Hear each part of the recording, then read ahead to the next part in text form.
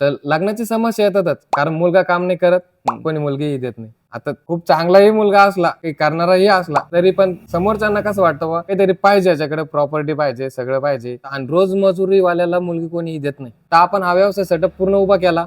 त्याच्यानंतर 3 मंथ माझं लगेच लग्न बी झालं. एक 60 ते 70 हजारापर्यंत आपल्याला कसं येतं, कारण जर नुसतं प्रॉफिट जर म्हणलं तर एक 25 ते 30 हजार आपल्याला याच्यामध्ये मार्जिन राहतात. म्हणजे कुटुंबातलेच लोक तुमचे काम कुटुंबातलेच लोक करतात, आम्ही पूर्ण टोटली जशी ऑर्डर आली तशी आपण पॅकिंग बी करतो, मटेरियल बी निघतं, बाहेर पैसा जायचं काम नाही. बाहेर पैसा जातच नाही. जो बी पैसा येणार आहे, कारण घरचे बी कुठं रोजानेच कामाला जावं लागतं, त्या हिशोबाने मग आपण हा बिझनेस त्याच्यासाठी पण उभा केला, आपण सगळं स्वतः करू आणि स्वतःच आपलीच इन्कम आपल्याला ठेवू. आपणही द्यायचे नाही, उलट आपण घ्यायचे. हा, मार्जिन आहे का, परवडतो का करायला? आता आपल्याला थोडीफार तर ना मार्केटिंग करावं लागते, कारण घरपोच तर आपल्याला कोणी, आपण व्यवसाय चालू केला की आपल्याला कोणी घरपोच तर येणारच नाही. हो, ग्राहक मिळतात ना, कारण क्वालिटी दिल्याच्या नंतर कोणता ग्राहक तुटणार, बरोबर. कारण क्वालिटी देतो ना आपण. अगदी तुम्ही घरी राहून, तुमच्या गावात राहून, तुम्हाला कुठे शहरात जायची गरज नाही, नाही, कुठल्या कंपनीत काम करायची गरज नाही.